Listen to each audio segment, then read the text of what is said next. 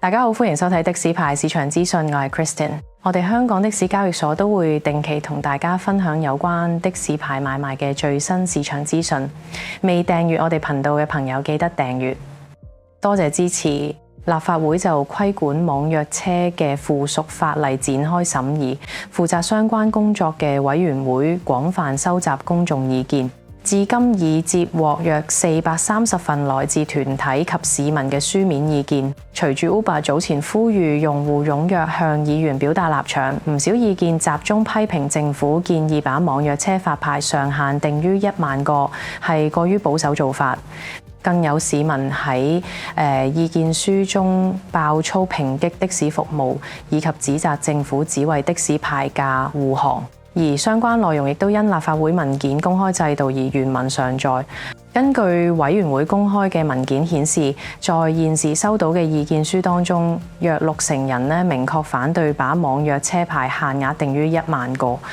認為難以滿足現實出行需求，亦與國際大城市及內地一線城市嘅發展步伐不相稱。有部分市民喺意見書中反覆指責當局為咗保住的士牌價，反映部分市民對政府喺平衡公共服務質素與的士牌照資產價值之間取態嘅強烈不信任。Uber 喺最近發布一項意見調查，當中訪問咗4569名司機，約76%司機預計若嗰個現行建議嘅牌照配額上限，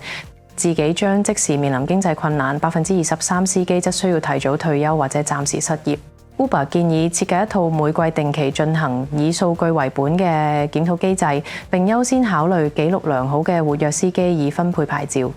另一邊廂，的士業界普遍認為1萬個網約車牌照數量過多，亦都有的士車主擔心，隨住市場湧現最多1萬個合法載客取酬嘅網約車牌照，的士牌價勢必受壓。期望政府從控制發牌數量、確保公平營運等方面保護的士營運生態，包括規限網約車平台不得利用燒錢等方法搶佔市場，避免成個點對點交通生態劇變。交通諮詢委員會主席黃士進接受傳媒訪問時指出，的士作為香港重要公共交通工具，實際上與網約車屬共存互補關係。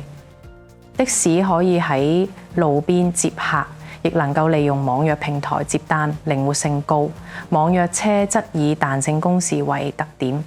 高峰時段可以補充的士不足問題，平時的士維持基本服務，形成良性互補。咁我哋就同大家睇一睇過往30日的士牌價嘅走勢表現。個市區的士牌價由5月中254萬去到6月中262萬，上升咗8萬，大約上升咗係3.2%。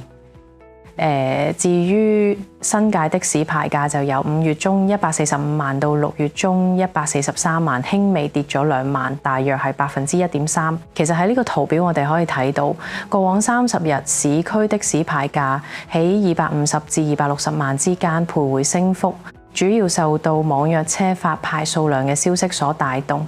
的士牌買賣交投活躍，帶動牌價亦有所上升。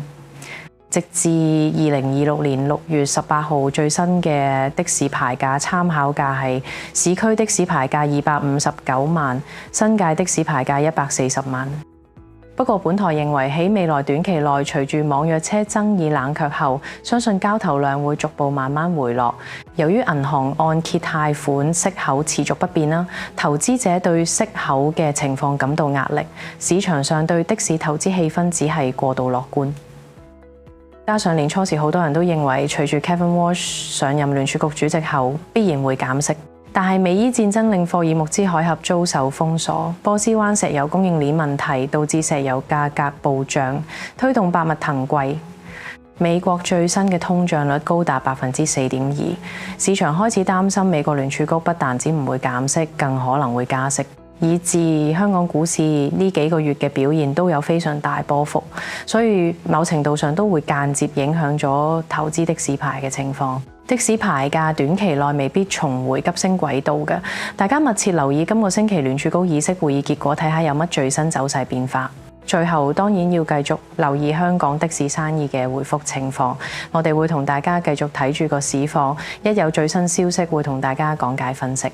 唔知你對以上嘅內容有啲咩睇法？歡迎留言。如果想了解更多最新嘅的士牌資訊，歡迎下載我哋嘅 App HKTEX 一站式的士買賣租賃平台，密切留意我哋香港的士交易所。我哋下集見。